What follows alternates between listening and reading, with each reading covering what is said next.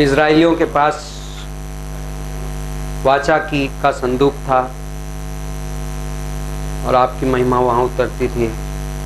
और इस नए नियम में हम वाचा का संदूक हैं। आप हमारे बीच में निवास करते हो। जब हम इकट्ठे होते हैं आप हमें अपने महिमा से भरते हो। आप हमारे से बातें करते हो। आप हमें अपना वचन सिखाते हो। ये हमारी काबिलियत की वजह से नहीं है, ये हमारे इंटरेस्ट की वजह से नहीं है, ये हमारी ओर से अच्छा हुआ है इसकी वजह से नहीं है, बल्कि ये आपका अनुग्रह है। और हम इस अनुग्रह के आधार पे आपके सामने आते हैं। इस समय में आपका आशीष मांगते हैं। हमें से कोई भी क्षमता रखता है, जैसे दूसरा शमूएल 6 में दाऊद ने गलतियां की, उज्जा ने वाचा के संदूक को छू दिया और आपकी पवित्रता को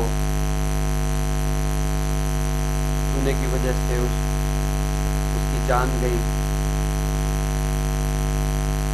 और ये कितनी अद्भुत बात है कि नए नियम में हम नहीं जानते कि हमने कितनी बार गलतियां की हैं, हमने कितनी बार आपके वचन को गलत समझा है, लेकिन आप अनुग्रहमयी परमेश्वर हो। आप हमें एक बच्चे के जैसे ग्रो करने देते हो। आप हमें गलतियां करने देते हो, लेकिन आप हमें बदलते भी जाते हो, आप हमें सिखाते भी जाते हो। तो आज की शाम हम आपके उसी अनुग्रह को याद करते हुए हम इस समय आपके सामने समर्पित होते हैं। इस वचन में आपका अभिषेक हो, हमें कुछ चीज़ें सिखाओ। यीशु मसीह के नाम से मांगते हैं, आमीन। ओके, सो आज का टॉपिक है यीशु मसीह का पुनरागमन। Okay, return of Jesus Christ. Now let's go to John chapter 14, यूहन्ना का 14। Open the portion in my notes, my book.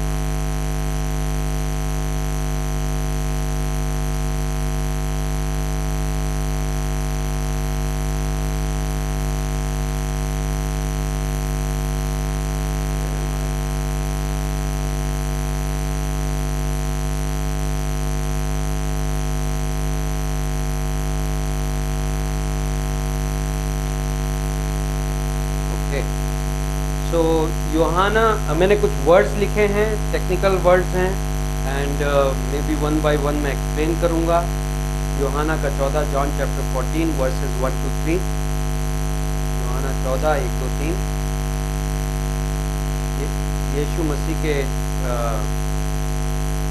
Cruise पे जाने के पहले की शाम है ये। Jesus Christ is going to be crucified next day, and now disciples know the plan. चेलों को योजना समझ में आ गई है। चेले दुखी हैं,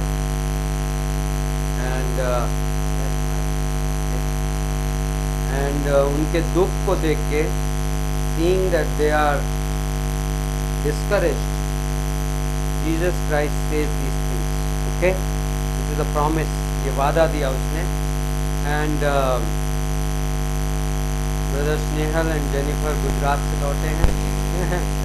okay, and Stella and Nelson को बेबी बॉय पैदा हुआ, right?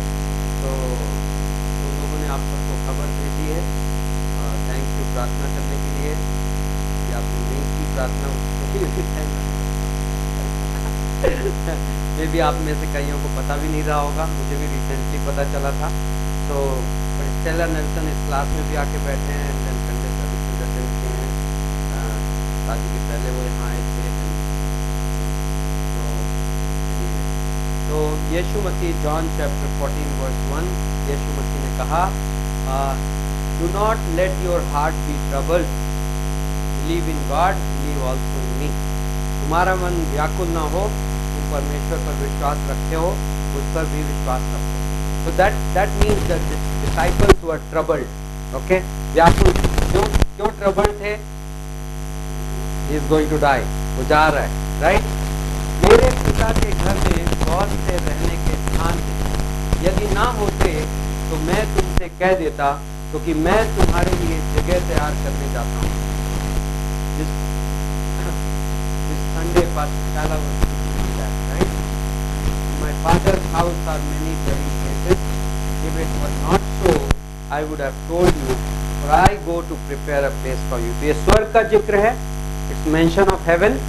He is going to prepare a place, and the comparison there is the comparison of a bridegroom making the promise to the bride. ये दूल्हा अपनी दुल्हन से वादा कर रहा है, मैं अपने पिता के घर में जाके जगह तैयार कर रहा हूँ। एंड देन नेक्स्ट वर्स में बोलता है, and if I go and prepare a place for you, I will come again and receive you to myself, that where I am there you may be also. यदि मैं जाकर तुम्हारे लिए जगह तैयार करूँ तो फिर आकर तुम्हें अपने यहाँ ले जाऊँगा, कि जहाँ मैं रहूँ वहाँ तुम भी रहो। ओके, तो he is coming back and he is telling us the purpose of coming back. Okay, वो वापस आ रहा है, और क्यों आ रहा है ये बता रहा है। क्यों आ रहा है इन वर्सेस में, क्या वादा है हमारे साथ उसका? To take us to his father's house. Okay, कितने टाइम के लिए? जहाँ मैं रहूँ वहाँ तुम रहो। गॉड कहाँ रहने वाला है? जीसस कहाँ रहने वाला है पूरे टाइम? इटर्निटी में, हेवन। ओके, तो जहाँ मैं रहूँ वहाँ तुम रहो। तो वन टाइम लाइक शादी करने, अभी तक मंगनी हुई है, शादी करने आ रहा हूँ मैं, एंड देन जब शादी करने आऊँगा, एंड एक्चुअली लिटरली बाइबल में it's written that marriage of the lamb, मेमने का विवाह। तो इट्स एग्जैक्टली लाइक दैट। हाँ, ब्राइड एंड ब्राइडग्रूम क्यों कहा गया है अभी तक? एक्चुअली अभी तक सिर्फ मंगनी के सेंस में, एंगेजमेंट के सेंस में हम उसकी ब्राइड, राइट। बट जब हम, तो इसलिए बाइबल में जब करंट में बात होती है तो मोस्टली बात कैसे होती है? हम उसकी बॉडी हैं, हम यीशु मसीह की देह हैं। बट व्हेन ब्राइड का जिक्र है, प्राइमरली वो अभी हम सिर्फ मंगनी के पॉइंट ऑफ व्यू से ब्राइड हैं। ओके, हम सिर्फ एंगेजमेंट के पॉइंट ऑफ व्यू से दुल्हन हैं। बट भविष्य में we will be his wife. Okay, so now ये जो डिस्क्रिप्शन है इसको हम बोलते हैं रैप्चर। यीशु मसीह जब आएगा अपने दुल्हन को लेने, अपने कलीसिया को लेने, when he comes back to take his church with him, that incident is called rapture. Hindi में उठाया जाना, आज मैंने नया शब्द पाया, थियोलॉजियंस हिंदी में स्टडी बाइबल वगैरह मेघारोहण वर्ड यूज करते हैं, and which is pretty accurate.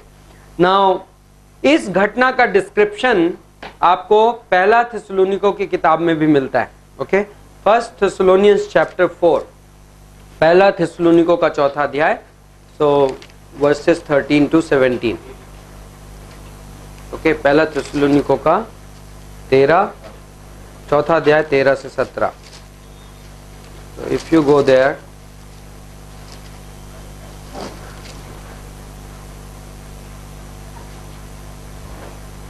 हे भाइयों, हम नहीं चाहते कि तुम उनके विषय में जो सोते हैं, by the way, I don't want to be uninformed about those who are asleep. ये सोते हुए कौन लोग हैं? Dead people, right. It's a like general symbolic language, not even symbolic language, it's a figure of speech, अलंकार। Okay, ये अलंकार है, यदि आप हर्मेन्यूटिक्स की क्लास में थे। Like it's not talking about सोते हुए लोगों का, because everybody स्लीप्स in the night, है ना। बट ये सोना किसके लिए यूज्ड है? जो लोग मर गए हैं। ओके, सो उनके बारे में वो मत हो। ऐसा ना हो कि तुम औरों की नाई शोक करो जिन्हें आशा नहीं। Now how do you know कि ये फिगर ऑफ स्पीच का मतलब डेड लोग है? यहाँ पे लिखा गया है। Okay, like how do you, when do you have sorrow? बोलता है उन लोग अविश्वासियों जैसे सॉरो मत करो, शोक मत करो। आमतौर पे लोग कब शोक करते हैं? जब कोई मर जाता है। ओके, सो यहाँ पे लोग हैं जिनको पॉल बोल रहा है कि जो जो मर गए हैं उनके बारे में मैं बोल रहा हूं कि तुम उनके लिए वैसे शोक मत करो जैसे अविश्वासी करते हैं। एंड देन क्योंकि हम ये विश्वास करते हैं कि यीशु मरा और जी भी उठा, वैसे ही परमेश्वर उन्हें भी जो यीशु में सो गए हैं, ओके, इस फ्रेज को ध्यान दीजिए कि those who have fallen asleep in Jesus, यीशु में सो जाना मतलब जो लोग before dying they became believer, मरने के पहले वो क्या हुए थे, विश्वासी बन गए थे, दे आर इन क्राइस्ट, वो मसीह में थे जब मरने को गए। ओके, सो उसी के साथ ले आएगा।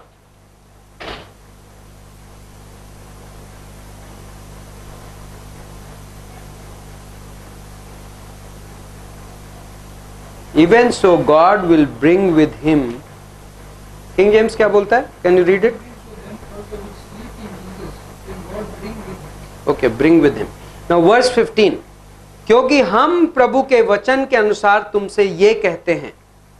Now he is describing the scene. I say by the word of the Lord that we who are alive and remain until the coming of the Lord will not precede those who have fallen asleep. हम जो जीवित हैं प्रभु के आने तक बचे रहेंगे यदि, तो सोए हुओं से कभी आगे नहीं जाएंगे। क्योंकि नाउ व्हाई, क्योंकि प्रभु, नाउ 16 वर्स में एग्जैक्ट इंसिडेंट है, प्रभु स्वयं स्वर्ग से उतरेगा। ओके, कहां उतरेगा?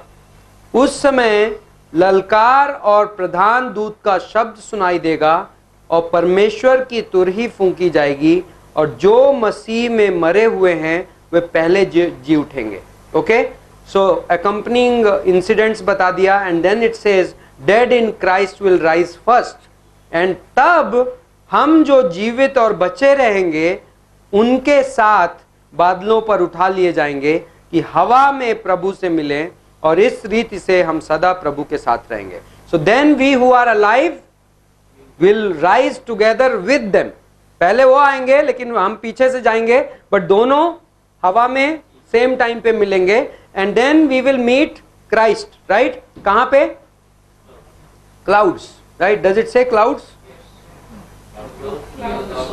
Clouds. Now some places it says clouds, some places it say air. Okay, so anyway उसका हम ग्रीक वर्ड देखेंगे। एंड देन कितने टाइम के लिए, कितने टाइम के लिए मिलेंगे जीसस से? सदा के लिए। we shall always be with the Lord. And verse 18 says कि therefore comfort one another with these words. So इन बातों में एक दूसरे को शांति दिया करो। Now let us few thoughts. मैं I think I'll follow the line of thought of Kenneth Wuest because वो थोड़ा organized है। Now पहला क्वेश्चन है कि स्वर्ग किधर है? Where is heaven? Okay, that's a good question, right? And then second question is कि जब यीशु मसीह हमें लेने आएगा तो कहां तक आएगा? When Jesus comes to take us, how close to the earth will he come? Okay, so first talking about locality of heaven. Now Isaiah 14 verses 12 to 14, यशाया 14 12 से 14, लूसीफर ने कहा मैं स्वर्ग, I will ascend into heaven. मैं स्वर्ग किस direction में है? अपवर्ड्स है। बट देन हमें पता है धरती गोल है, राइट? सो अमेरिका का अपवर्ड्स अलग डायरेक्शन में जाएगा एंड इंडिया का अपवर्ड्स अलग डायरेक्शन। आप समझ रहे हैं मैं क्या बोल रहा हूं? हाँ, ये धरती है मान लो और हम यहाँ इंडिया में हैं, और जब हम अपवर्ड्स देखेंगे तो उधर जाएगा, राइट? यहाँ अमेरिका है, ये लोग अपवर्ड्स देखेंगे तो इधर आएगा। तो स्वर्ग किधर है? Okay, question to ask. So he gives some very good answers. Now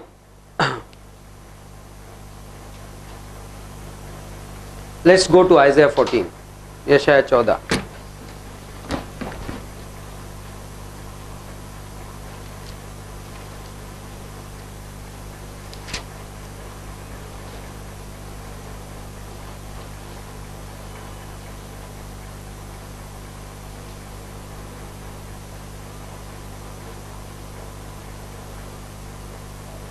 पढ़िए, somebody read it.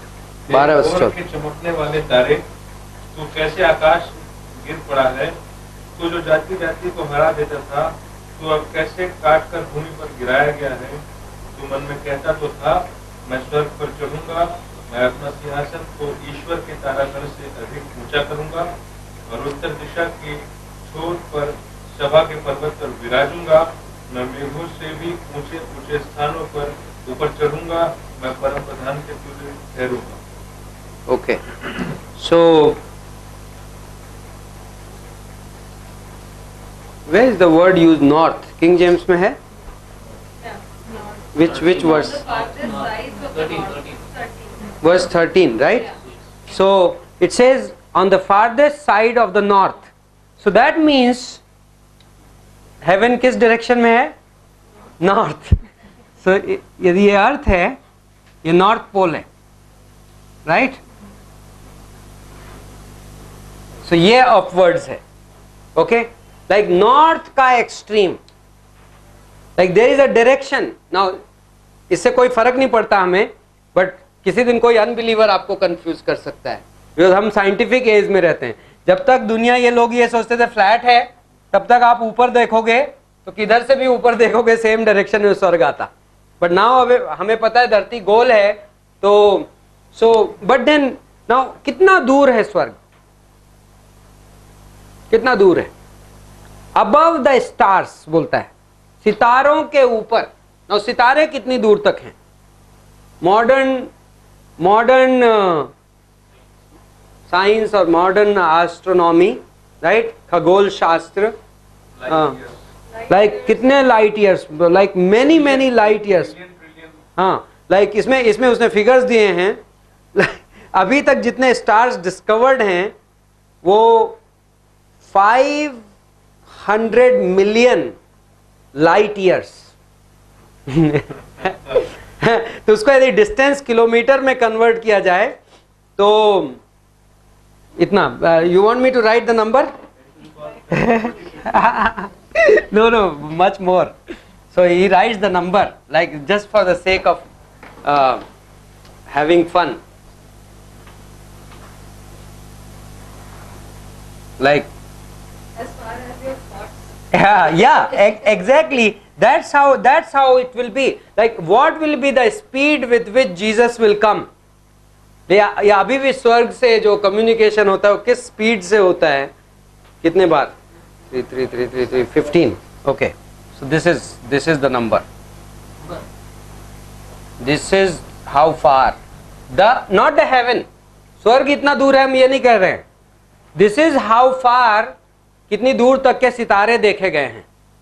Okay, telescopes के द्वारा एंड पिक्चर्स के द्वारा. Like I don't know how to call this number. Like this is where million यहाँ पे है, billion यहाँ पे है, ट्रिलियन यहाँ पे है, एंड ट्रिलियन के बाद हमारी काउंटिंग खत्म हो जाती है. so then we can, zillion भी आता है, zillion. so 3 million zillion 3 million zillion. okay, Hindi वाले तो भूल जाइए. the point is कि एंड देन आज का मॉडर्न खगोल शास्त्री ये जान चुका है कि जहां तक उनके सितारे देखने की लिमिट है, ओके, बियॉन्ड दैट दे से कि density of stars thins out. सितारों की जो संख्या है धीरे धीरे कम होने लगती है towards the end, and they assume कि उसके बियॉन्ड यूनिवर्स का एंड है, इस ब्रह्मांड का अंत है, एंड स्वर्ग उसके भी उस पार है. एंड यीशु मसीह जब आएगा तो कहां तक आएगा? That is the next question. यूनानी भाषा में जो वर्ड है जिसको कि क्लाउड्स ट्रांसलेट किया है किसी बाइबल में, और कईयों पे एयर लिखा है, वो यूनानी भाषा का वर्ड है AER. नाउ AER शब्द का मतलब होता है लोअर एटमॉस्फेयर, नीचे का वातावरण. नाउ ग्रीक लोग, ग्रीक में 2 वर्ड थे, दूसरा था आइथर, ये भी वातावरण, यू नो, एटमॉस्फेयर के लिए ये 2 वर्ड्स यूज होते थे. नाउ ग्रीक लोग जब उनकी माउंट ओलंपस जो वहां पे पहाड़ है, माउंट ओलंपस का टॉप जो था करीब 6,000 मीटर्स और 6,000 फीट के आसपास था।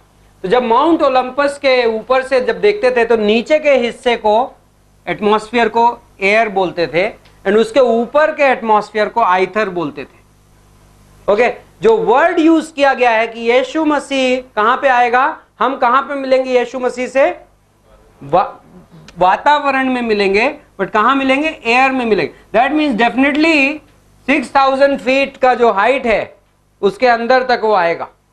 ओके, सो दैट्स वाई जब बाइबल उसको ट्रांसलेट करता है बादलों में मिलेंगे, तो which is quite accurate. Moon पे नहीं मिलेंगे, मार्स पे नहीं मिलेंगे, वीनस पे नहीं मिलेंगे, बिकॉज वो आइथर के भी आगे का कैटेगरी हो गया। बट एयर जो है लोअर एटमॉस्फेयर है, like when Jesus comes, he will come up to the lower atmosphere, which is translated in Greek language as air.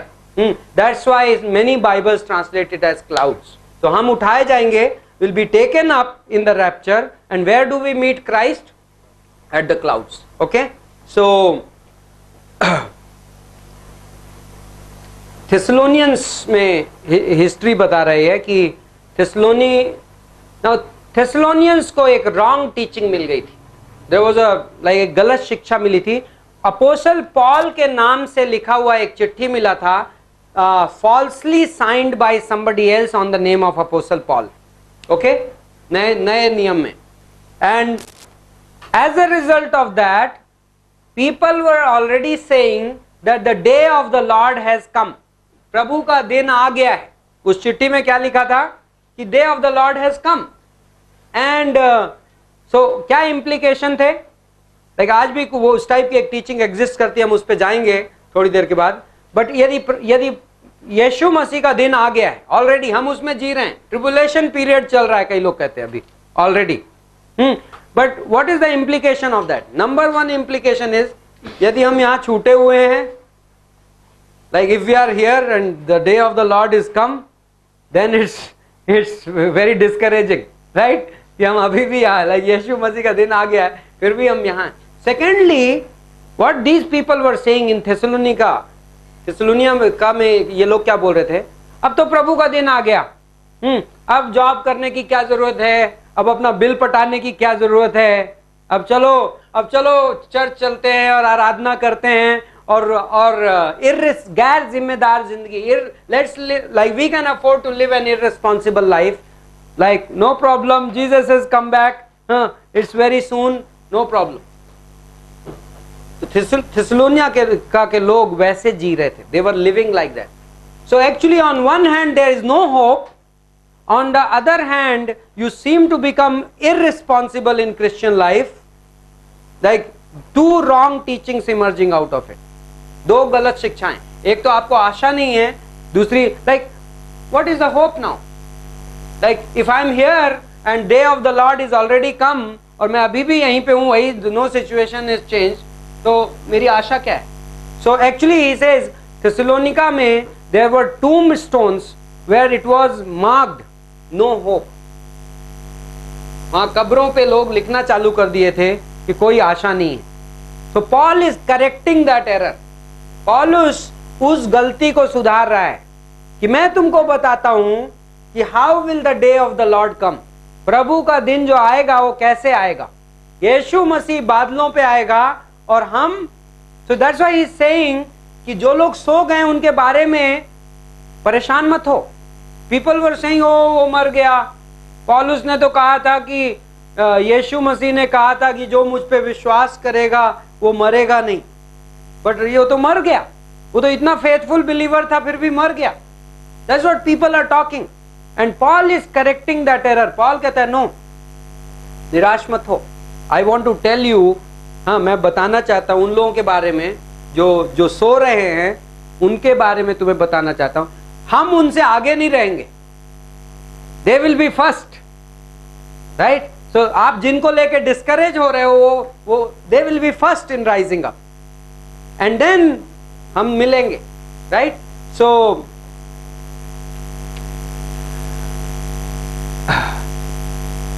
now the word 1 Thessalonians 4:16, 17. Those who are alive and remain will be caught up together with them. Hindi में जो जीवित और बचे रहेंगे उसके साथ बादलों पर उठा लिए जाएंगे. ये जो वर्ड है उठा लिए जाएंगे, will be caught up together. Now ये वर्ड ग्रीक लैंग्वेज में हार्पाजो है. ग्रीक लैंग्वेज में ये वर्ड है हार्पाजो. एंड जब ग्रीक से वल्गेट, जो ओल्ड टाइम की बाइबल जब लैटिन में ट्रांसलेट हुई, तो वो लैटिन लैंग्वेज में ये वर्ड था रैप्चुरो. सो लैटिन के रैप्चुरो से इंग्लिश में जो वर्ड हम आजकल कॉमनली यूज करते हैं इस घटना के लिए, रैप्चर, वो लैटिन के रैप्चुरो से आया. But actually rapture and harpazo basically same word हैं. Now what is harpazo? Harpazo word का मीनिंग क्या है? Harpazo means it's like almost like eagle. कभी आपने बाज देखा है? बाज जब शिकार करता है तो बहुत दूर से वो शिकार को टारगेट करता है, and then comes with a sharpness, बहुत तेजी से आता है एंड वो शिकार को उठाता है एंड लेके उड़ जाता है. That's the word harpazo. Okay, when an eagle comes upon the prey and very rapidly and will take the prey and just by force run away, fly away. That's the word harpazo. Now harpazo word से हम क्या चीजें, like what kind of conclusions when we can draw? Number one, it is rapid. जब ये होगा तो बहुत तेजी से होगा घटना. You won't get time to change your mind. Like some believers think कि ओके जब जीसस का आने का टाइम होगा तो मैं अपनी लाइफस्टाइल चेंज कर लूंगा, right? When I will realize, oh, Jesus is coming soon. Now one teaching we'll right now address it. कुछ wrong teachings को हम डिस्कस करेंगे बाद में, जो क्रिश्चियनिटी में एग्जिस्ट करती हैं. One thing we have to know, anybody can give me a translation of this, Hindi translation of this word, imminence. I was supposed to look at my dictionary. किसी के पास है imminence का, imminence word? प्राथमिकता? Any other better word? इसको type करो ना, imminence, इस पे you may get it. Now imminence का मतलब ये होता है, imminence means like this incident can happen anytime, unpredictably, like it is very close. Imminent, that's the word. Like Jesus, now theologically remember this, rapture is imminent. This statement आपको like theologically ये बहुत clear होना चाहिए. Bible बड़ी clear है कि जो rapture, जो विश्वासियों का उठाया जाने का घटना है, वो एक इमिनेंट घटना है. इमिनेंट का मतलब वो बिना नोटिस दिए, बिना समय दिए अचानक से आएगी. Is there word there?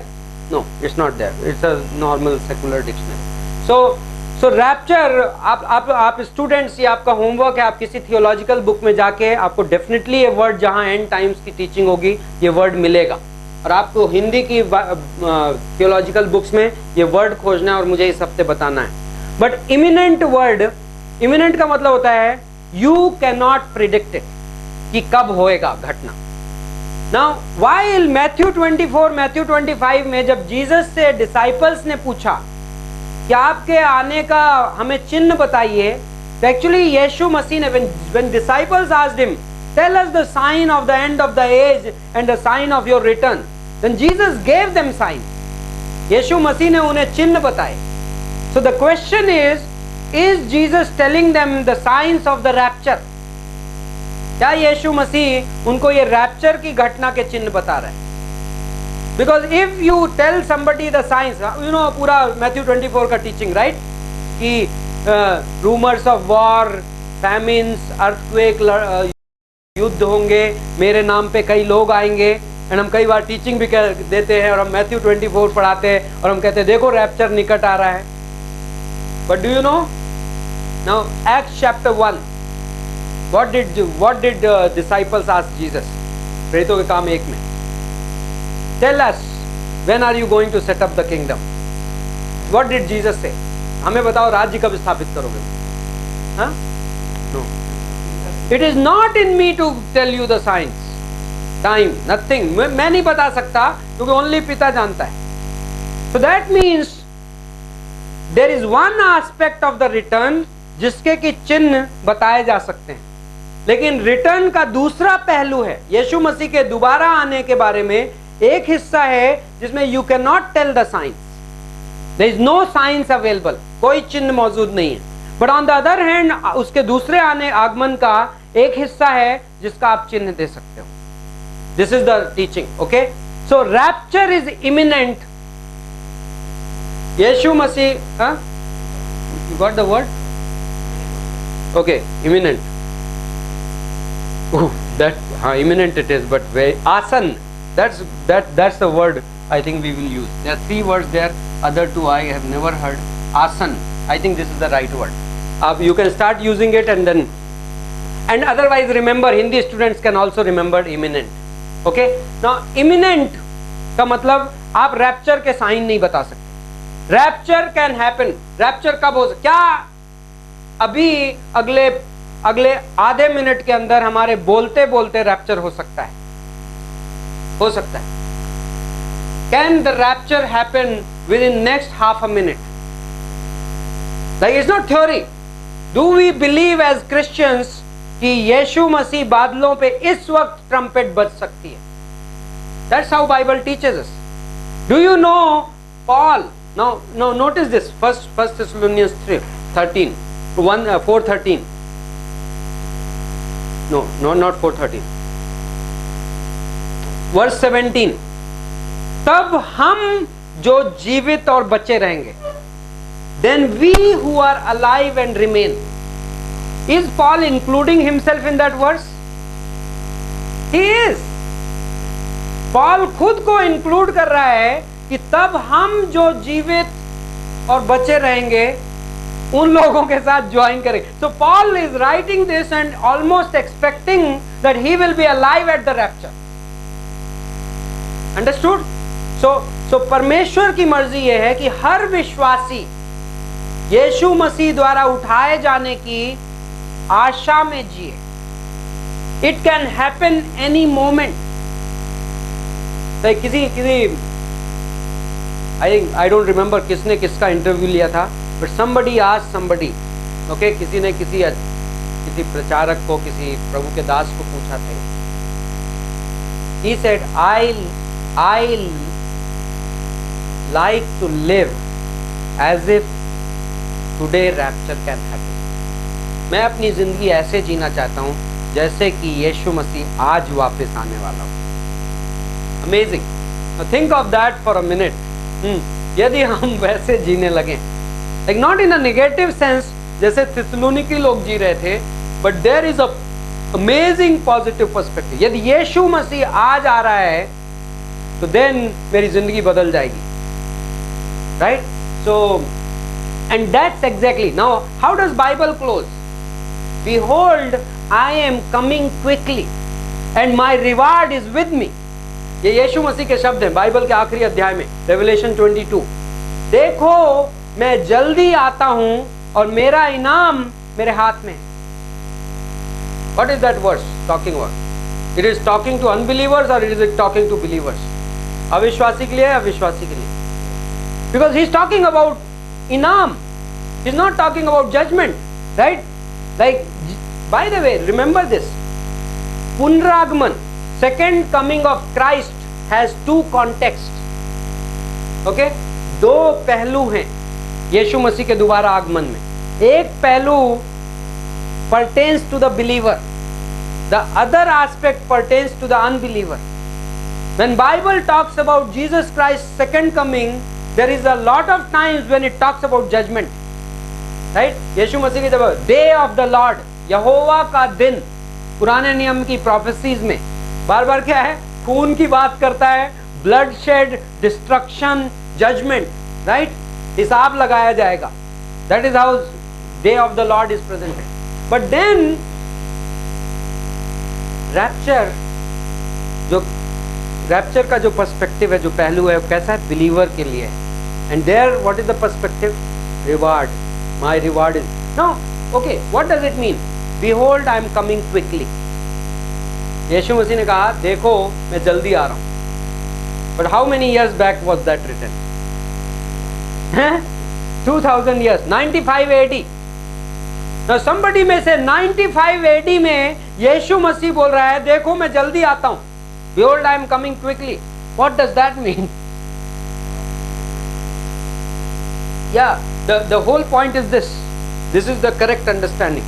The word can be very easily translated, instead of quickly, it can be translated rapidly.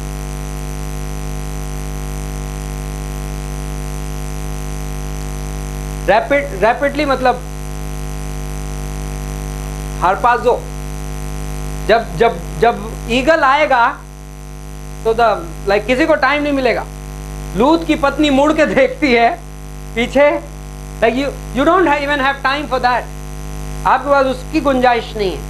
Like when trumpet will sound, जब तुरही बजेगी तो किसी को अपनी लाइफ को रीगैदर करने का टाइम नहीं मिलेगा। It will B over at that second, it will be over. Like stamp, there will be a stamp on your life. Yeah, घंटी बज गई, right? टिंग टिंग टिंग टिंग नहीं, बट एग्जाम के बाद तो फिर भी हमारे जैसे कुछ स्टूडेंट्स थे like that 1 minute counted a lot, right? like almost। और आखिरी 1 मिनट जब इन्विजिलेटर आएगा और पेपर छीन लेगा, उस 1 मिनट में बहुत कुछ होता था, बहुत सारे टिक marks, right? But imagine, like that's how a lot of believers live. बहुत सारे विश्वासी उस तरीके से रहते हैं, जी रहे हैं, और मे भी मैं इंक्लूडेड हूँ, मे भी मैं पवित्र आत्मा में चाहता हूँ कि प्रभु मेरी जिंदगी बदले। बट इशू ये है, there won't be any time. यीशु मसीह बोल रहा है आई एम कमिंग रैपिडली। घंटी नहीं बजेगी और जो घंटी बजेगी, and that is the moment it will stop. That's amazing, right? So we have to learn to differentiate। दो घटनाओं को हमें differentiate करना है। मैं आऊंगा उस पर धीरे धीरे। Now harpazo means to carry off by force। ताकत लगा के किसी चीज को ले जाना। carry off, carry away by force। Now what does that mean? Nobody will have a choice। Okay, किसी के पास ये नहीं। और सम पीपल से ओ जो believer, those who decide not to go, no, doesn't matter. It's like Lot's wife case is classic. Lot की पत्नी, लाइक शी वाज वर्ल्डली, उसने मुड़ी तो उसने वो बन गई मोम, लाइक सॉल्ट, राइट? सॉल्ट का pillar. But she is still out of Sodom and Gomorrah. She was not destroyed with Sodom and Gomorrah. सोदोम और गोमोरा के साथ वो नष्ट नहीं की गई। By the way, she was saved. Okay? क्योंकि स्टोरी का कॉन्टेक्स्ट का कहाँ है?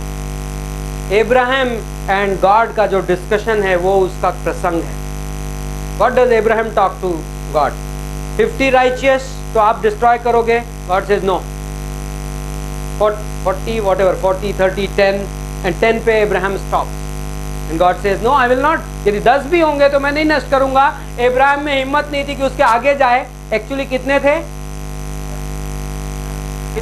4, right? 4। Abraham should have gone there, but doesn't matter. That's the grace of God. बंदे ने प्रेयर परफेक्ट नहीं की, लेकिन गॉड ने प्रेयर सुनी, राइट? गॉड ने कहा 4 है, तुमने 10 ही पे रोक दिया गिनती, बट इन 4 को मैं निकाल रहा हूं। फिर भी चारों बाहर निकाले गए, एंड देन डिस्ट्रक्शन हुआ। The worldly became a pillar of salt. That's what happens to a lot of believers when you are worldly. आप खंबा, like your life becomes immobilised, right? But then you are still saved. आप वहां से तो carried off by force, nobody will have choice. harpazo में एक और, harpazo की मीनिंग में one more thing is involved, and that is to rescue from the danger of destruction।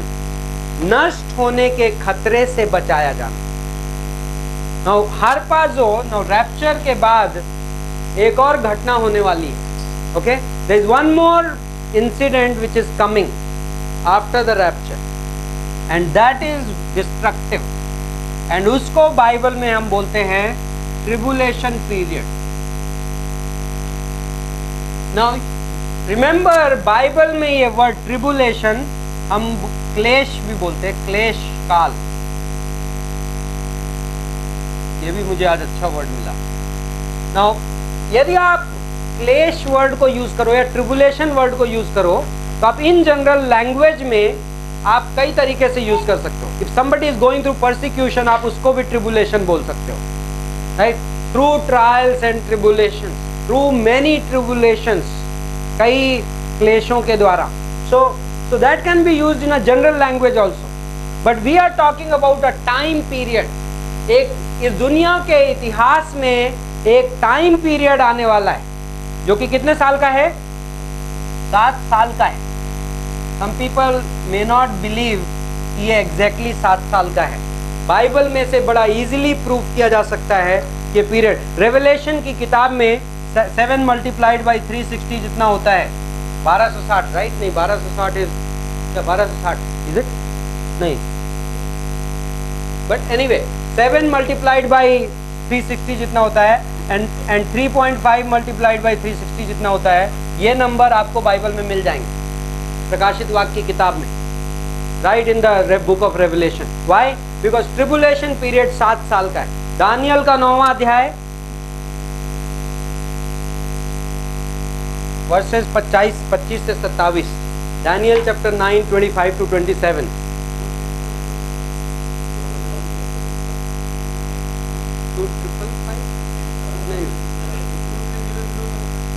2300। अब हाँ, मतलब है लाइक ये आज की स्टडी का प्राइमरी पार्ट नहीं है, बट आप लोग अपना पैरेलली लाइक स्टडी करके you can arrive at that conclusion.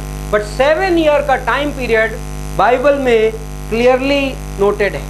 Okay, now Daniel की प्रोफेसी, दानियल 9 25 to 27 में, दानियल का 9 25 से 27 में, उसको बोलते हैं 70 वीक्स ऑफ दानियल। दानियल के 70 हफ्तों की, 70 सप्ताहों की भविष्यवाणी। उसमें बोलता है कि 69 जो है 70 weeks of Daniel, 7 week, 62 weeks और 1 वीक, 3 पार्ट में वो प्रोफेसी में 7 सप्ताह है, 62 सप्ताह है और 1 सप्ताह है। 7 सप्ताह मंदिर के निर्माण में लगेंगे, 62 सप्ताह में मसीहा काट अलग कर दिया जाएगा। सो खुसरू की like from the decree of the Cyrus, okay, जब खुसरू राजाज्ञा देगा उसके बाद से 7 वीक्स मतलब 7 into 7 49 ईयर्स, 49 साल में मंदिर का निर्माण पूरा होगा। 62 into 7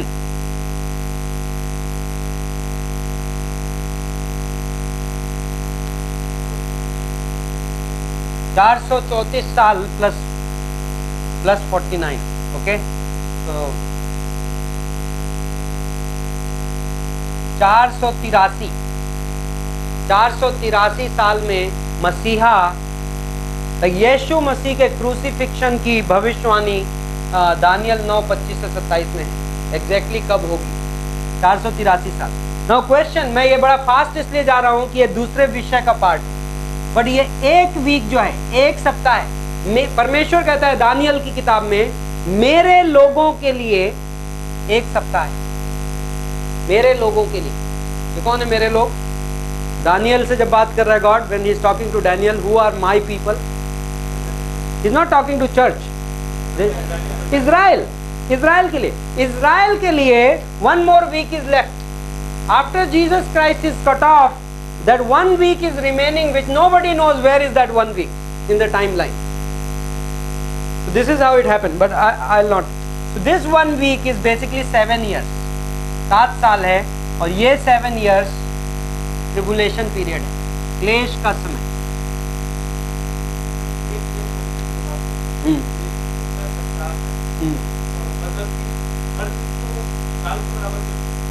सप्ताह का मतलब होता है, जो वर्ड सप्ताह है, वीक, उसका मतलब होता है कोई भी 7 की गिनती। जैसे आप जब दर्जन बोलते हो, तो एक दर्जन मीन्स 12 चीजें, बट इट में भी 1 दर्जन केले या 1 दर्जन संतरे या 1 दर्जन साल या 1 दर्जन सदियां, दैट वे।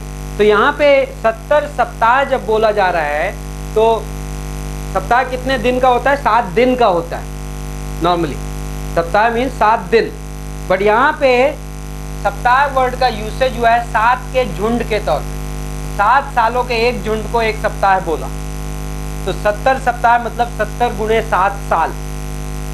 दानियल सप्ताह की बात नहीं कर रहा था, दानियल बात कर रहा था सालों के सप्ताह की, week of years. Okay, 7 years means 1 week is prophecy. Okay, so yeah, that's it. Now एक विचारधारा है, एक थियोलॉजी है। और नंबर 1 पहले तो मैं ये बताता हूँ इस सब्जेक्ट के बारे में हम क्या बिलीव करते हैं।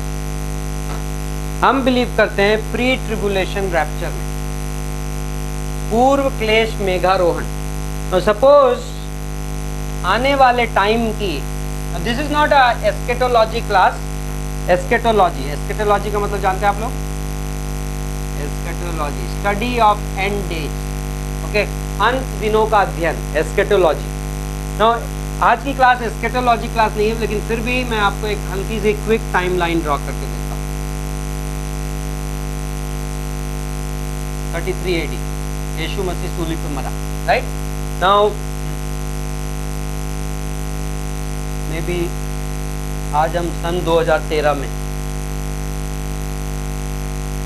मुझे नहीं पता इसको कितना दूर बना, लेकिन पहली घटना जो होने वाली है, first event in God's prophetic calendar which is going to happen is rapture. Okay, विश्वासी का उठाया जाना या मेघारोहण। नाउ आफ्टर रैप्चर विश्वासी कहां पे मिलेगा? यीशु मसीह से बादलों में मिलेगा, और यीशु मसीह विश्वासियों को मुकुट देगा एंड इनाम देगा। ओके, नाउ यहां पे धरती पे 7 साल क्लेश का समय चलेगा, ट्रिबुलेशन पीरियड। जब विश्वासी उठाया जाएगा उसके बाद 7 साल क्लेश का समय। उसके बाद यीशु मसीह के साथ, तो यहाँ पे दुनिया में सेनाएं खड़ी होंगी जब यीशु मसीह वापस आएगा। ओके, एंड यीशु मसीह घोड़े में आएगा बैठ के, एंड उसके साथ कौन होगा पता है? हम होंगे। एंड मगिदोन की लड़ाई होगी, बैटल ऑफ आर्मागेडन, एंड यीशु मसीह इन दुनिया की सारी सेनाओं को डिस्ट्रॉय करेगा। एंड देन 1000 साल का समय है यहाँ, इसको क्या बोलते हैं? इंग्लिश में बोलते हैं मिलेनियल रेन। मिलेनियल रेन या 1000 वर्ष का राज, 1000 वर्ष का राज, मिलेनियल रेन। रेन मीन्स राज। ओके, एंड देन इसके बाद 1000 वर्ष के राज के बाद यहाँ पे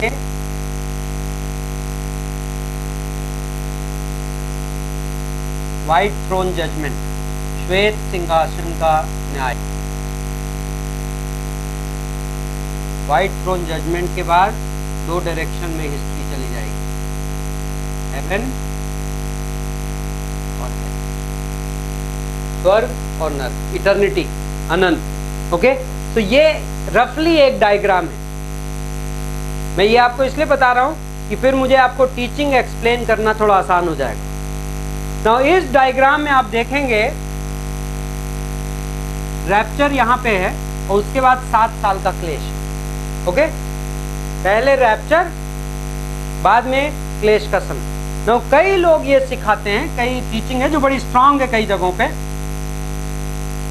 पहले क्लेश का समय आएगा एंड देन रैप्चर होगा, एंड उसी के तुरंत बाद यीशु मसीह वापस धरती पे आएगा। this is another teaching which says first the tribulation period, after the tribulation period there is a rapture, and immediate after the rapture there is a Jesus Christ comes back on the earth. Now this teaching is called post tribulation. Post tribulation, ये वाली teaching जो मैं बता रहा हूँ, ये जो sequence of event के बारे में, ये है प्री ट्रिबुलेशन रैप्चर, मतलब पूर्व क्लेश मेघारोहण, और पोस्ट को क्या बोलेंगे, मतलब क्लेश के पहले मेघारोहण, और इसको बोलेंगे क्लेश के बाद मेघारोहण। तो ये दो डिस्टिंक्ट टीचिंग्स हैं। Okay, now we believe totally in pre tribulation rapture, क्लेश के पहले मेघारोहण। मैं आपको कारण बताऊंगा, हाँ, और हम बाइबल में से प्रूव करेंगे कि क्यों ऐसा है, कहाँ, क्योंकि फर्स्ट थेसलोनियंस 4:13-17 में ये नहीं लिखा है कि तुरही कब बजेगी, right? when is the trumpet going to sound and when is the rapture, this is not written.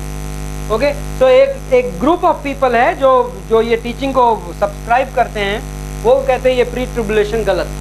Okay, now first go to Revelation 1:19, प्रकाशित वाक्य 1:19। आई होप आज की क्लास आप लोगों के लिए हेवी डोज ना हो जाए। इसलिए जो बातें तूने देखी हैं और जो बातें हो रही हैं और जो इसके बाद होने वाली हैं, उन सब को लिख ले। प्रकाशित वाक्य 1:19, revelation 1:19। Therefore write the things which you have seen, okay, the things which are and the things which will take place after these things. Now this is the outline of the book of Revelation. ये नक्शा है प्रकाशित वाक्य की किताब का। If you see the book of Revelation, मैं इसको मिटा दूं, प्रकाशित वाक्य की किताब, कई लोग बोलते हैं ये रैंडमली लिखी हुई किताब है क्योंकि समझ में नहीं आती, right? Book of Revelation, if you see chapter 1 is the vision of John, vision of Jesus Christ. यूहन्ना ने यीशु मसीह का दर्शन देखा चैप्टर 1 में, राइट? चैप्टर 2 and 3, दूसरा और तीसरा अध्याय में, एनीबॉडी कैन टेल मी क्या है, व्हाट इज कलीसिया, 7 churches. So basically it is a description of church age, कलीसिया का युग, right? Very clear. Now chapter 6, chapter 4 and 5 मैं आपको थोड़ी देर के लिए ब्लैंक रखता हूँ, किस चीज का है, we will get that. Chapter 6 to 18, tribulation period, क्लेश का समय, राइट? Very clearly. चैप्टर 6 से 18 में क्या चल रहा है, मुहरें खोली जा रही हैं, बोल के न्याय, मतलब धरती पे न्याय बरसाया जा रहा है।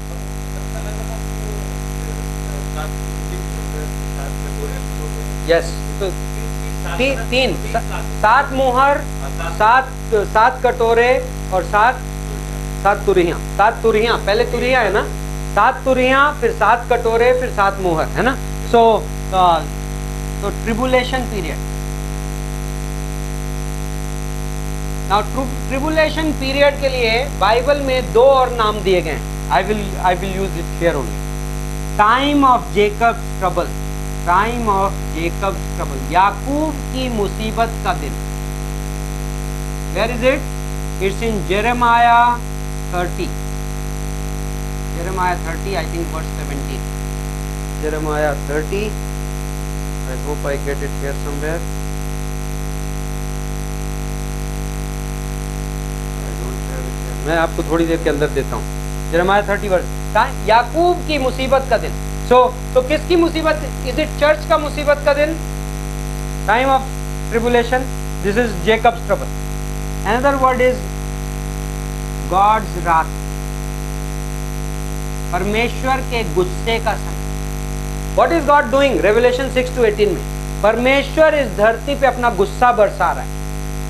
Like every possible, like people sometimes से अरे ट्रिबुलेशन पीरियड तो चल रहा है, इतनी लड़ाइयाँ चल रही हैं, इतने युद्ध, एड्स वेड्स हो रहा है, फाइन, भूकंप बढ़ रहा है, एवरीथिंग फाइन।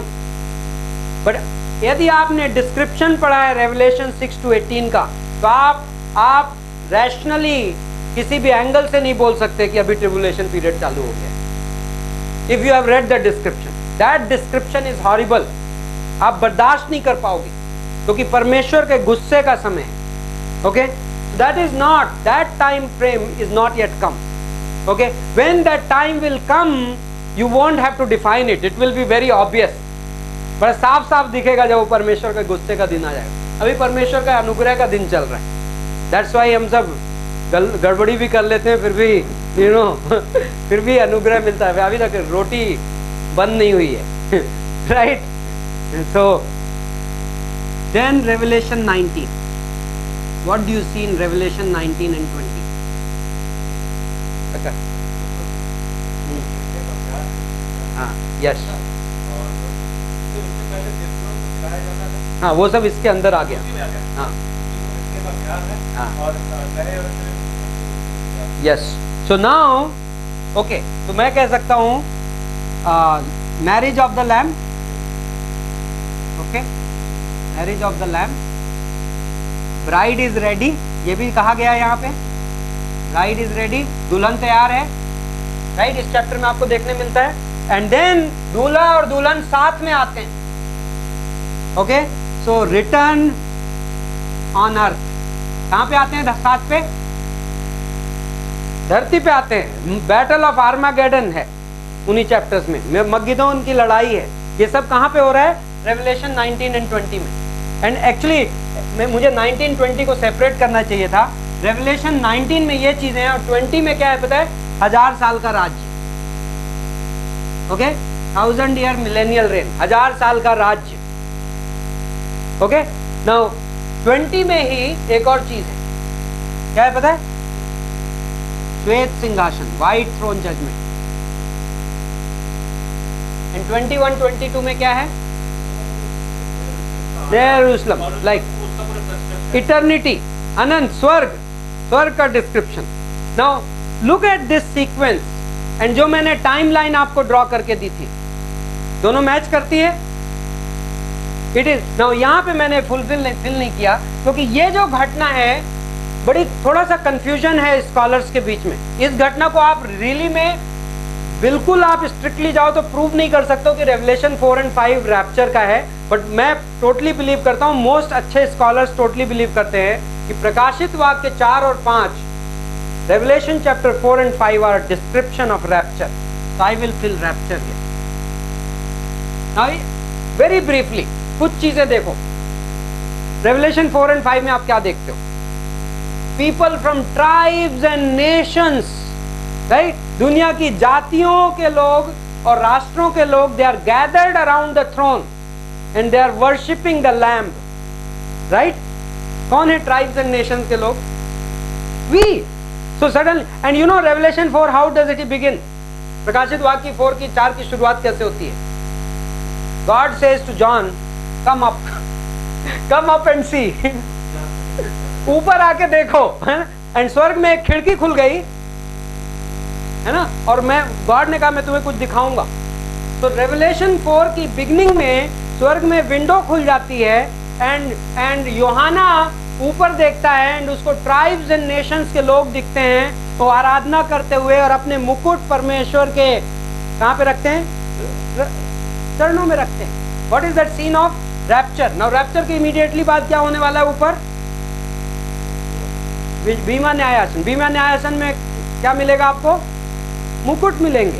एंड वो मुकुट आपके पास अदरवाइज मुकुट ही नहीं है उनके चरणों में रखने के लिए। आप समझ? सो रेवलेशन में ये बेसिकली आपको ये पूरी आउटलाइन इसलिए दे रहा था कि रेवलेशन की किताब बराबर क्रोनोलॉजिकल ऑर्डर में है। ओके, नाउ इस पूरी चीज से में ये निकल के आता है, उठाया जाना पहले होगा और क्लेश बाद में आएगा। ओके, रैप्चर पहले होगा और ट्रिबुलेशन पीरियड बाद में आएगा। विश्वासी के लिए ये नियुक्त किया गया है कि वो परमेश्वर के गुस्से से ना गुजरे। ओके, क्योंकि विश्वासी कौन है? इन द एस्केटोलॉजिकल स्टोरी, परमेश्वर के भविष्य काल की योजना में हमारी जगह पता है क्या है? Today we are the church of God, today we are the family of God. but tomorrow we will be the bride of Christ.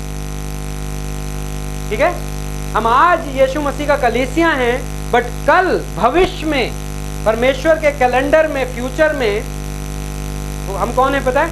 हम उसकी दुल्हन हैं, हम यीशु मसीह की दुल्हन हैं। ना परमेश्वर अपने पुत्र की दुल्हन को अपने गुस्से से नहीं गुजरने देगा, राइट? जब परमेश्वर को इस दुनिया में न्याय करना और अपना गुस्सा दिखाना है, when God wants to express his anger and judgment on this world, at that time God is not going to allow his son's bride to be on the earth. Okay, now let's go a little further. Paul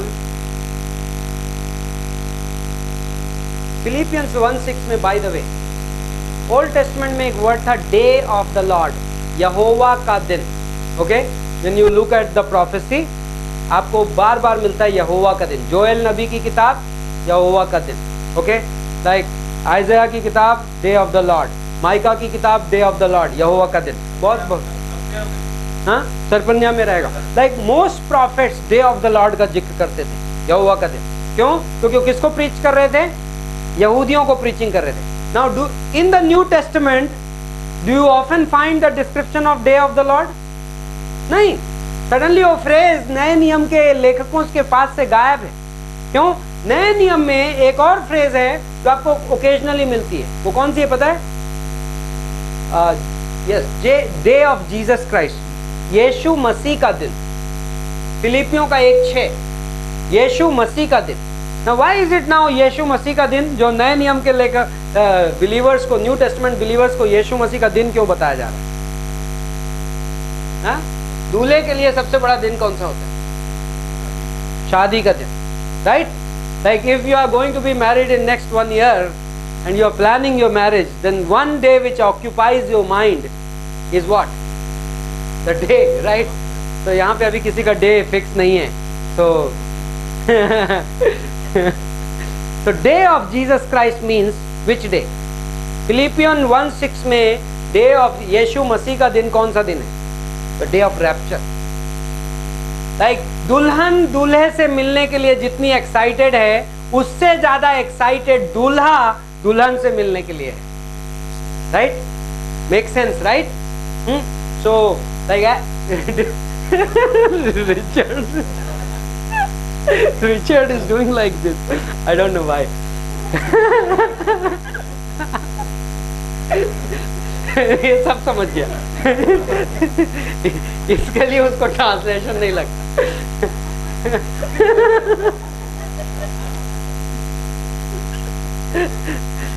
This has gone in the camera now.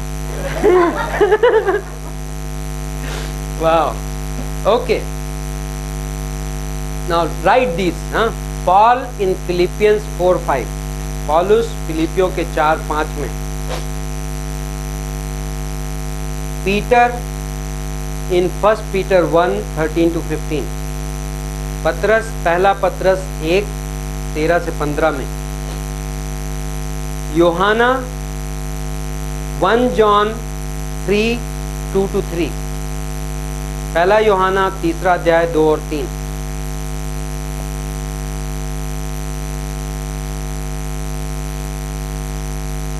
ये क्या करते हैं? तीनों जगह पे, तीनों लेखक, 3 different लेखक की हम बात करें, तीनों विश्वासी को ये याद दिलाते हैं कि यीशु मसीह कभी भी आ सकता है, एंड इसलिए तुम जिम्मेदारी से जियो।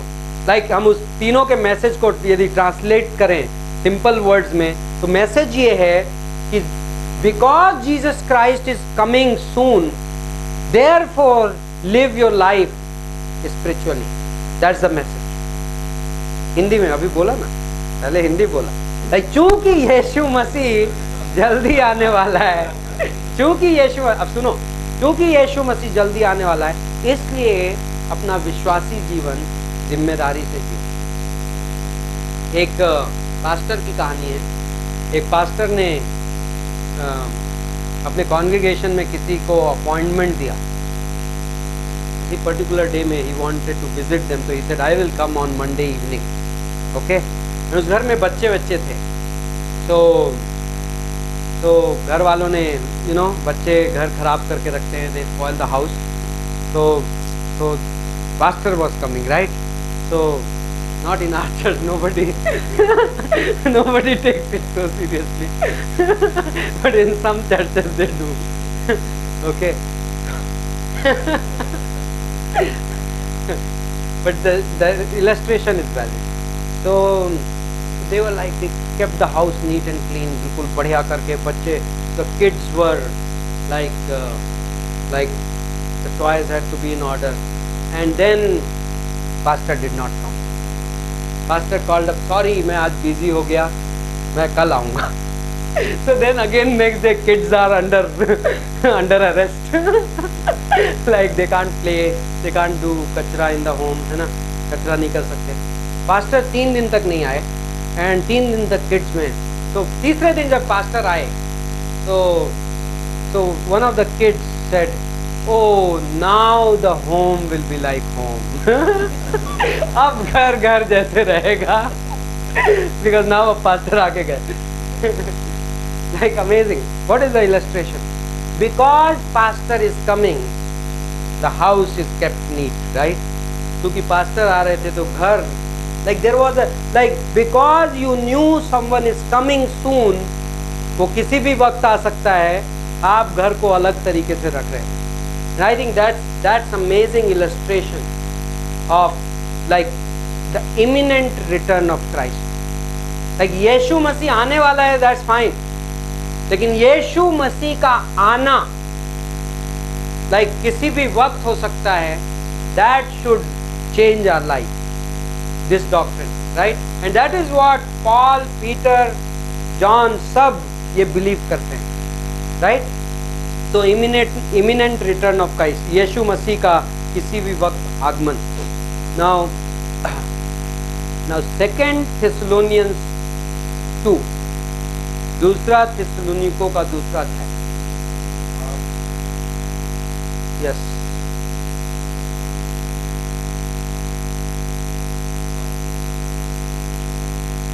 Now because थिस्सलुनीकों के लोग ये बिलीव कर रहे थे कि ऑलरेडी आ गया है यहोवा का दिन. Okay, they were believing that the day of the Lord has already come. Now listen, verse 1 से पढ़ता हूँ. हे भाइयों, हम अपने प्रभु यीशु मसीह के आने और उसके पास अपने इकट्ठे होने के विषय में तुमसे विनती करते हैं. तो यीशु मसीह का आना एंड हमारा उसके पास इकट्ठा होना. What is this incident? Rapture. Okay, हम इसके बारे में तुमसे विनती करते हैं कि किसी आत्मा या वचन या पत्री के द्वारा जो मानो हमारी ओर में से हो, ये समझकर कि प्रभु का दिन आ पहुंचा है, तुम्हारा मन अचानक अस्थिर ना हो जाए और तुम ना घबराओ. Okay, so you got it. When you read verse 2, they were already in fear. The day of the Lord is come, because somebody wrote a letter in the name of Paul. Paul के नाम से किसी ने चिट्ठी लिखी और ये कह दिया डे ऑफ द लॉर्ड आ चुका है. ओके, in verse 3, किसी रीति से किसी के धोखे में ना आना, क्योंकि वह दिन, now Paul is giving an evidence कि day of the Lord has not come. Okay, Paul सबूत दे रहा है, क्योंकि वह दिन तब तक नहीं आएगा जब तक धर्म का त्याग ना हो. और this is very important. That day will not come. Now let me clarify what is the evidence, because you may think कि ये evidence rapture के लिए, but Paul is only saying कि rapture नहीं हुआ है. इसका एविडेंस ये है कि डे ऑफ द लॉर्ड अभी तक शुरू नहीं हुआ है. Rapture hasn't come. The evidence of that is the day of the Lord has not begun, because the day of the Lord will not begin until. Day of the Lord क्या है? Old Testament. Now this is the Old Testament terminology, यहोवा का दिन. Now day of the Lord will begin at the beginning of the day of the Lord, यहोवा का दिन, and no, not at the rapture, and tribulation period. क्लेश का समय, यहोवा का दिन और क्लेश का समय दोनों का जो स्टार्टिंग पॉइंट है same. The starting point of these 2 days, day of the Lord and tribulation period, they are going to start at the same time. नाउ इसके पहले रैप्चर होना है। रैप्चर और इन दोनों के बीच में कितना गैप है, nobody knows. It's not even described in the Bible. Okay भाई, रैप्चर होने के सेम डे ट्रिबुलेशन चालू हो जाएगा, that has not been said in the Bible. Okay, but one thing is clear कि rapture has to be before this day. Paul कह रहा है भाइयों, यहोवा का दिन अब तक नहीं आया है, प्रभु का दिन अब तक नहीं आया है, क्योंकि इस दिन के आने के पहले एक घटना होनी जरूरी है। What is that? Great departure. Great departure, या हिंदी में क्या बोला है? धर्म त्याग। धर्म त्याग, या ग्रीक में ये वर्ड है अपोस्टासिया। अपोस्टासिया, apostasy. So English word apostasy is, now what is apostasy? ऐसे तो क्रिश्चियनिटी की हिस्ट्री में हर जनरेशन में, like you have जेहोवा witness, Mormons, like दुनिया भर के इवन क्रिश्चियनिटी में वियर्ड डॉक्ट्रिन्स, वियर्ड टीचर्स हमेशा रहे। बट यहाँ पे एक कौन सी वाली आने वाली है? ग्रेट अपोस्टेसी, एक बहुत बड़ा धर्म त्याग। Like people will go off, Christians will go off. Okay, like there will be tremendous departure. Now this word apostasy means departure from truth. Dharma tyag. Okay, dharma tyag means like there is something, some event going to happen which will be worldwide. It will not be like chota mota कि एक church weird doctrine अपना लिया, 2-4 pastor उठपटांग preach कर रहे हैं। Not like that, great departure.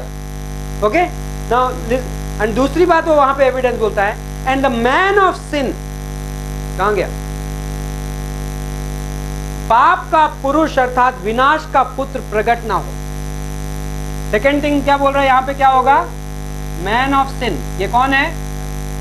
Anti Christ. Antichrist scene में आ जाएगा, तब ट्रिबुलेशन पीरियड बिगिन होगा। ये दोनों चीज देखने के लिए हम और आप यहां मौजूद नहीं होंगे, bye the way, because the rapture would have already happened. And Paul कह रहा है तुम निराश क्यों हो? nobody is disappointed because tribulation period didn't start. People are disappointed because they are thinking rapture हो गया है, and हम नहीं है उसमें। Oh my God, but Paul is saying don't worry, ऐसा कुछ नहीं है। It hasn't started because that day hasn't come. Now verse 4 में there is a description.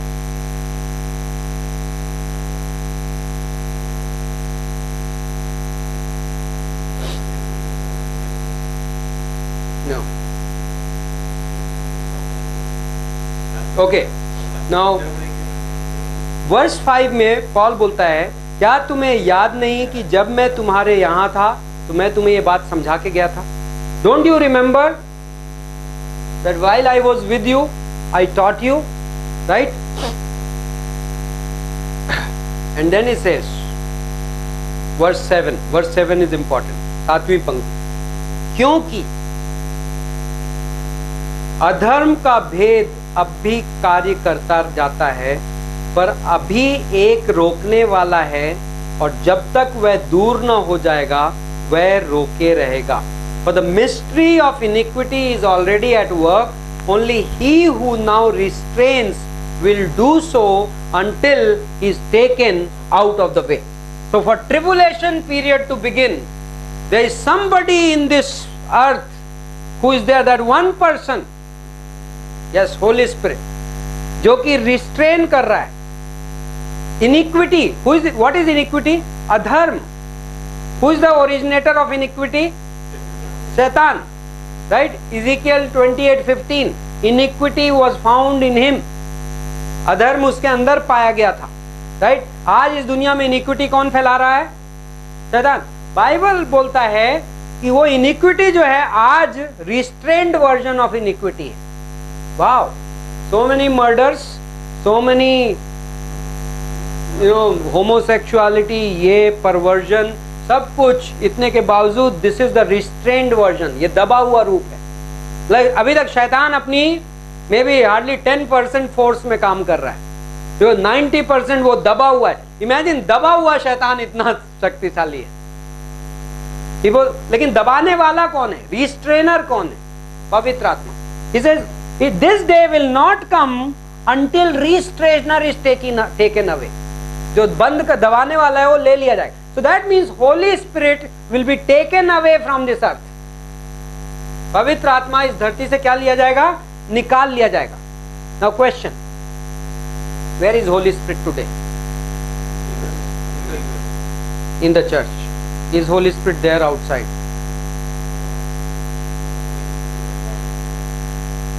Are you sure?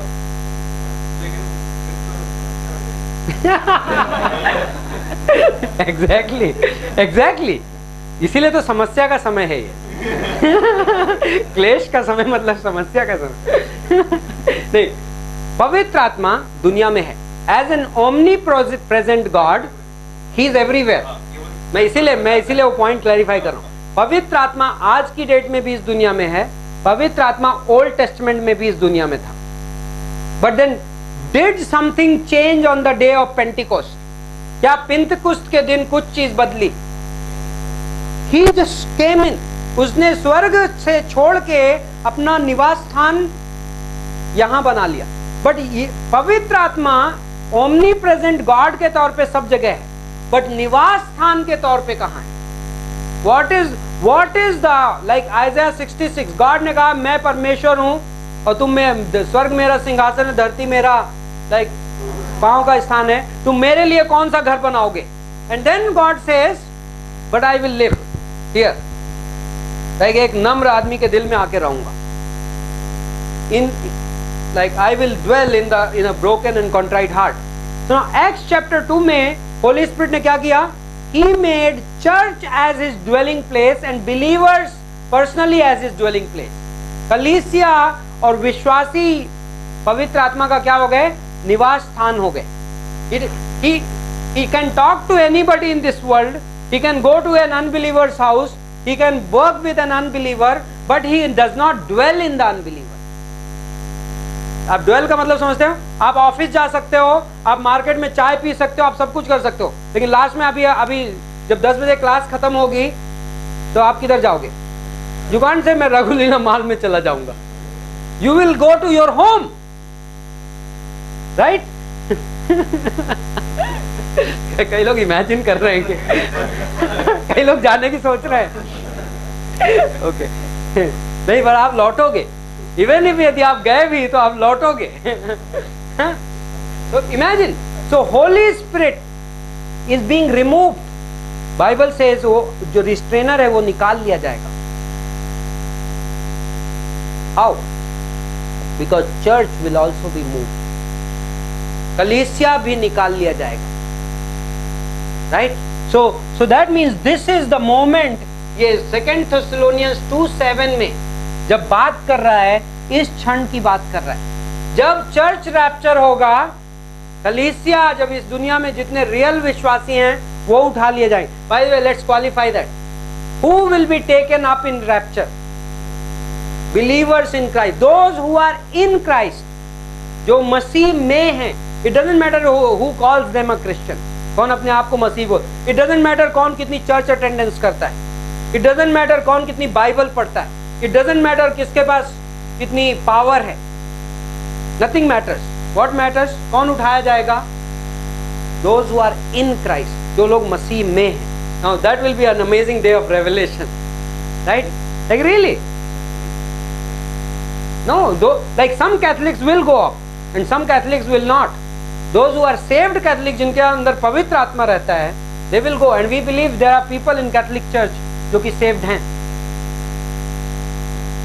So amazing.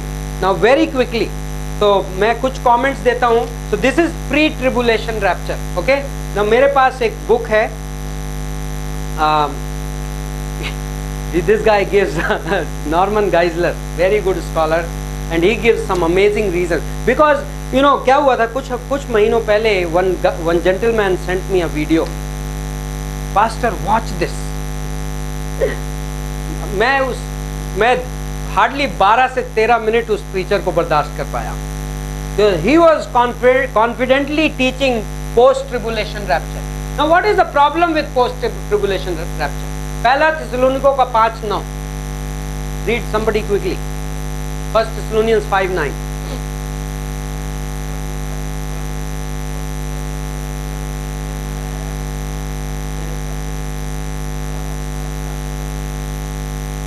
Anybody? God has appointed us to that.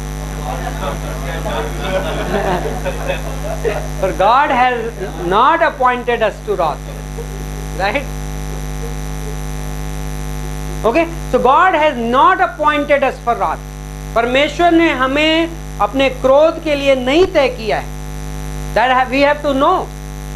Now question. विश्वासी तीतुस का 2:12 और 13. Titus 2:12 and 13. What does it say? There is a phrase called a blessed hope. आपने सुना है ये phrase? आशीष की आशा. तीतुस का 2:12. Titus 2:12 and 13. Is it there? Am I quoting the right verse?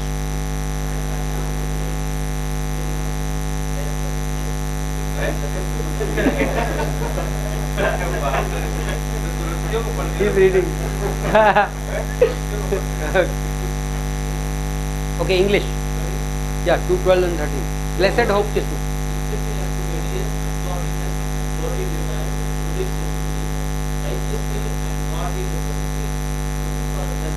Looking for the blessed hope. How are we? That's it. How are we expected to live a Christian life? हमारे मसीही जीवन हमें कैसे जीने को कहा जा रहा है? Looking for the blessed hope. धन्य आशा, right? हम उस धन्य आशा के इंतजार में जिए. Now tell me, if as a believer you know the next event which is coming in your life is tribulation period, will you look for that hope? अब उसका इंतजार करेंगे? Impossible. बट बिलीवर को कहा जा रहा है कैसे जिंदगी जीना है? ब्लेसेड होप, उस धन्य आशा का इंतजार करते हुए जियो. That will motivate you to live a godly life. Tribulation period cannot motivate you to live a godly life. So, looking for a blessed hope. What do you share with people when you go on the street? आप जब सड़कों पे जाते हो तो लोगों को क्या शेयर करते हो? एक blessed hope. आपके पास एक धन्य आशा है. You know, this is the verse regarding evangelism. What is that? First, I'm missing it. 1 Peter 2:15. Is that the verse? 1 Peter 2:15. No. 2 Peter 2:15.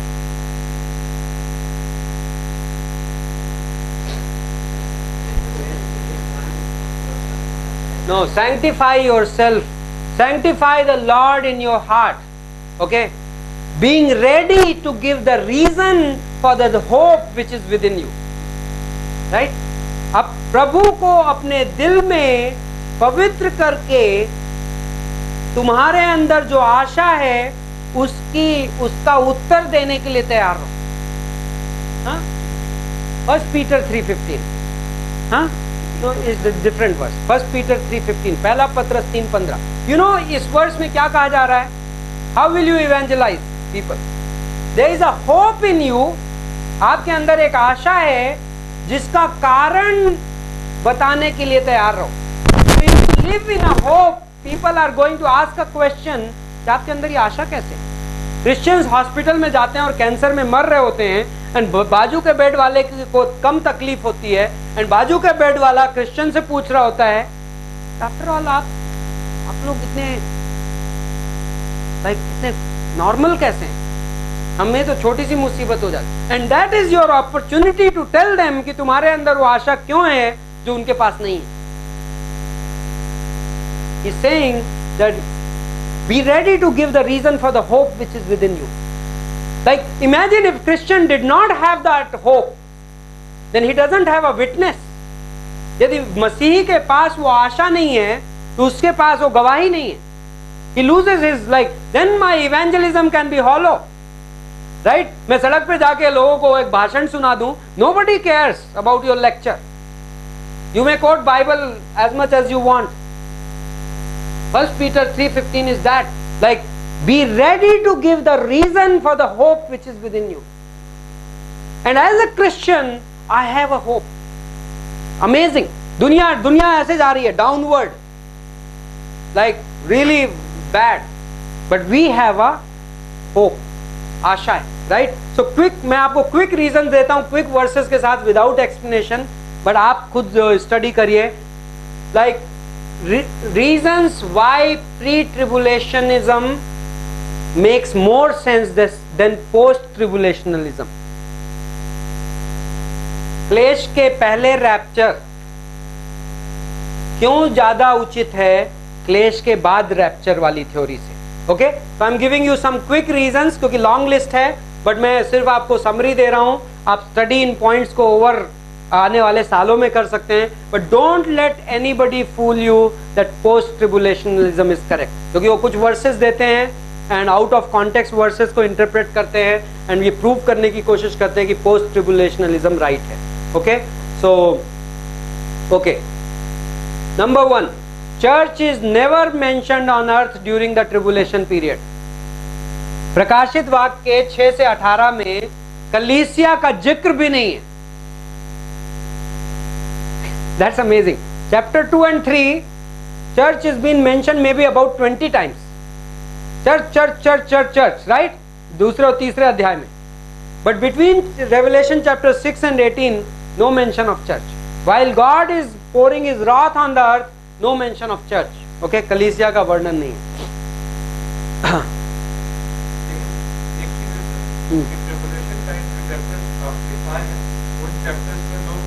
विश्वास में आ रहे हैं, विश्वास भी करेंगे और उनके यीशु के नाम से अपना सर कटा देंगे. एग्जैक्टली, सब कुछ है, वो तो पुराने नियम में भी था, but church is not mention, कलीसिया नहीं मेंशन.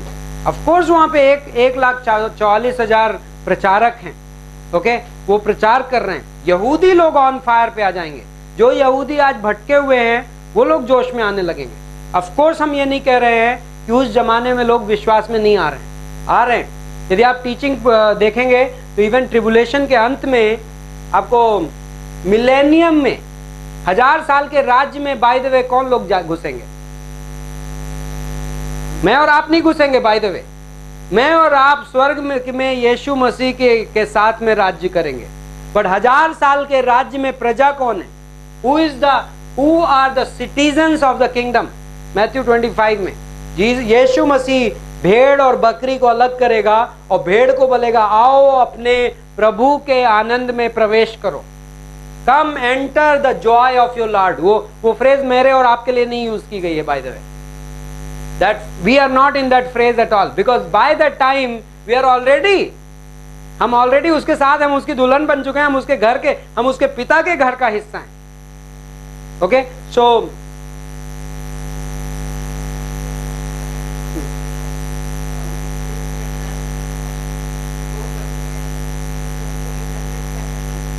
मैं एग्जैक्टली इसीलिए मैंने बोला Holy Spirit as an omnipresent God is not going, is only moving his dwelling place. पुराने नियम में भी पवित्र आत्मा इंड्वेल नहीं करता था, बट पवित्र आत्मा था. और हम अभी भी नहीं कह रहे हैं कि पवित्र आत्मा ट्रिबुलेशन पीरियड में चला जाएगा, बट पवित्र आत्मा उसका घर है ये अभी. लाइक हेवन में पिता और पुत्र बैठे हैं सिंहासन के ऊपर, बट पवित्र आत्मा एक हिसाब से स्वर्ग के सिंहासन से मिसिंग है, एक हिसाब से. एंड क्योंकि वो इस वक्त यहाँ है, ठीक वैसे ही जैसे 33 साल के लिए यीशु मसीह यहाँ था और उस समय सिर्फ पिता और पवित्र आत्मा वहां बैठे हुए. एंड यीशु मसीह ने यूहन्ना 14 में कहा कि मेरा जाना जरूरी है, तब मैं उसे भेजूंगा. No, that does not mean कि जब यीशु यहाँ था तो पवित्र आत्मा यहाँ नहीं था, राइट? बट जाना जरूरी क्यों है उसे भेजने के लिए? Because transfer of accommodation. Dwelling place transfer की पवित्र आत्मा ने। पिंतेकुस्त के दिन में पवित्र आत्मा यहाँ पे रहने को आ गया। That is the difference. क्लेश के समय में भी पवित्र आत्मा इस धरती में रहा करेगा, लेकिन वो निवास स्थान नहीं बनाएगा, उसका रेजिडेंस नहीं रहेगा, आएगा जाएगा एज एन ओमनी प्रेजेंट। परमेश्वर के ओमनी प्रेजेंस में इवन पिता और पुत्र भी यहाँ पे है। ग्रेस एज अ गवर्नमेंट खत्म हो जाएगा, ग्रेस की गवर्नमेंट नहीं रहेगी, ऑफ कोर्स नहीं। यस, आप सही हैं।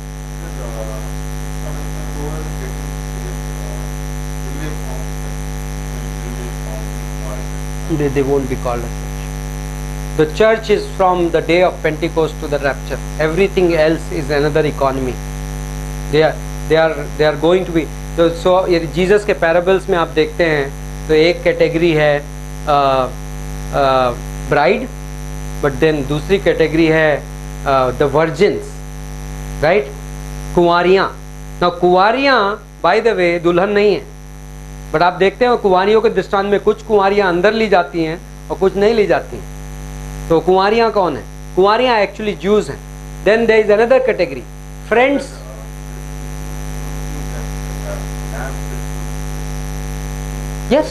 yes. So even they will that way, they will be blessed with the relationship with the Holy Spirit. Like Old Testament saints को भी Holy Spirit मिलता था, but not the way we get it. दोनों में फर्क था। Okay, same way even tribulation period के Saint में होली स्पिरिट रहेगा, वो भी सेव होंगे, वो भी स्वर्ग जाएंगे, but they will not go to heaven as the bride of Christ. They are going to go to heaven as friends of the bridegroom and the virgins. I hope it is clear. It's not example, it's Jesus Christ give the example. या because John the Baptist, ध्यान है वो phrase John the Baptist के साथ यीशु मसीह ने कहा friends of the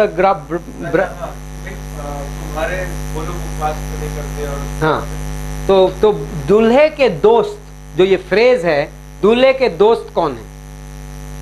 दूल्हे के दोस्त दुल्हन नहीं है। मतलब कुल मिला के see we can't use these phrases to actually form a complete doctrine, but we can use these phrases to prove a proven doctrine. तो कहने का मतलब स्वर्ग में कलीसिया के अलावा भी लोग हैं। कलीसिया स्वर्ग का सिर्फ एक हिस्सा है, लाइक इन द सेंस कि स्वर्ग में पुत्र है और दुल्हन है, लेकिन उसके अलावा भी लोग हैं। That we have to recognise. Kingdom of God में 1000 साल के राज्य में कलीसिया तो वहां है ही नहीं। कलीसिया कहां है? हेवनली सिटी नीचे आएगी। ध्यान है, बाइबल बोलता है, मैंने स्वर्गदूत ने कहा आओ दुल्हन को देखो, दुल्हन सज गई है। एंड जब दुल्हन को देखने गया तो क्या देखने मिला उसे? नई यरूशलेम शहर नीचे उतरा। तो दुल्हन कहां है? उसके अंदर है, राइट, नए यरूशलेम शहर में। बट राज्य की स्थापना कहां पे हुई? 1000 साल का राज्य कहां पे है? मैं नई धरती और नया आकाश बनाऊंगा और दाऊद यरूशलेम में बैठ के सिंहासन पे राज्य करेगा। ये वादा है बाय द वे। 1000 साल के राज्य में दाऊद, डेविड कहां पे होगा 1000 years रेन में? David will be sitting on his throne in Jerusalem. Temple कहां पे होगा by the way? Jerusalem, right at the Jerusalem there will be a temple. The kings of the nations will come with their gifts. दुनिया के देशों के, so by the way there will be India and Nepal and Iran. यीशु मसीह के 1000 साल के राज में हो सकता है नक्शा बदल जाएगा, बट कंट्रीज नहीं बदलेंगी, कंट्रीज रहेंगी। एंड जब यीशु मसीह कहता है क्योंकि तुम विश्वासी हो रहे हो, तुम्हें मैं 5 गांवों का पे राज्य दूंगा, कुछ को ऐसा होगा कि यीशु मसीह बोलेगा तुम्हें इस देश पे राज्य करने मिलेगा, रूलरशिप। सो आई होप मैं आपको एक दिन में बहुत सारी एस्केटोलॉजी नहीं पढ़ा रहा हूं, है ना, क्योंकि बट देन ये सी एस्केटोलॉजी में आइदर या तो आपको कंप्लीट पिक्चर फॉर्म हो जाएगी। नाउ जो राज्य करना है, अब I think I will close this part, है ना। राज्य करने के वक्त हम कहां से राज्य करेंगे पता है? 1000 साल के राज्य में हम स्वर्गदूतों को रिप्लेस करेंगे। कौन से स्वर्गदूतों को? जो स्वर्गदूत गिर चुके हैं। 1/3। पहला कुरिन्थियों का 6:1, 1 Corinthians 6:1, व्हाट डज पॉल से?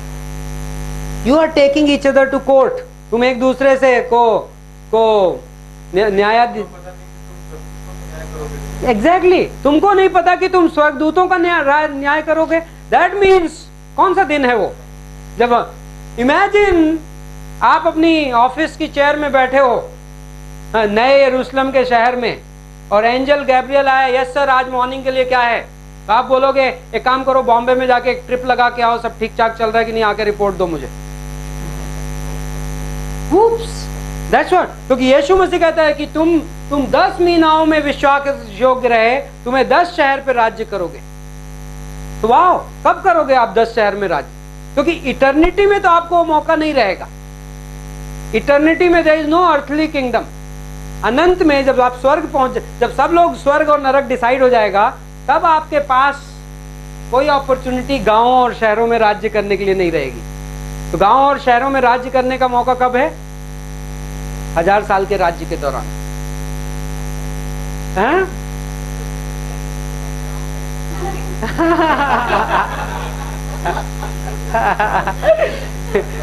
बट बहुत मजेदार काम रहेंगे। अगले हफ्ते आई थिंक हमारे सिलेबस में रेजरेक्टेड बॉडीज वगैरह है ना, कि पुनरुत्थान के बाद हमारा शरीर कैसा रहेगा and all that. I think वो सब है टॉपिक में। So we will enjoy. मैं मे बी नॉर्मल गिजलर के मे बी 10-15 पॉइंट अगली बार दे के, जस्ट पॉइंट्स दे के आपको क्लास कवर करूंगा, बिकॉज यू शुड नो कि प्री ट्रिबुलेशन रैप्चर रियली बहुत इंपॉर्टेंट डॉक्ट्रिन है। मैं एक्चुअली इन 2 डॉक्ट्रिन्स को मैं ये मानता हूँ कि झूठ को कलीसिया में घुसाने के लिए या झूठ को विश्वासी जीवन में घुसाने के लिए शैतान ये 2 डॉक्ट्रिन बहुत यूज करता है। एक तो डॉक्ट्रिन ऑफ इटर्नल सिक्योरिटी, अनंत की सुरक्षा का उपदेश, जब विश्वासी इसको सवाल उठाता है, एंड दूसरा ये है pre tribulation rapture. Like rapture पहले होगा या बाद में होगा, सुनने में डॉक्ट्रिन लगती है क्या फर्क पड़ता है, बट बहुत फर्क है उसमें। बिकॉज मैं किस आशा में जी रहा हूं। आज आप बिस्तर में सोने जाओगे, आपकी क्या आशा है? राइट, आप क्या चाहते हो? लाइक यदि आपको एक प्रेयर करनी होगी, God like one prayer, you know क्या होनी चाहिए? Late your kingdom come. But यदि किंगडम से पहले ट्रिबुलेशन आने वाला है तो आप कभी नहीं प्रेयर करोगे लेट योर किंगडम। आप कहोगे बेटर मैं मर जाऊं। राइट, एंटी क्राइस्ट आए उससे पहले मैं मर जाऊं, वो ज्यादा अच्छा रहेगा। इफ यूर लाइक, मैं प्रैक्टिकल लेवल पे बात करूं, यदि आपकी डॉक्ट्रिन में ट्रिबुलेशन पहले आता है और रैप्चर बाद में आता है, then there is no reason for you to pray let your kingdom come. लेकिन यदि आपकी डॉक्ट्रिन में if the next event which is coming, like God के कैलेंडर में अगली घटना क्या है पता है? Rapture of the church. Okay, कलीसिया का उठाया जाना।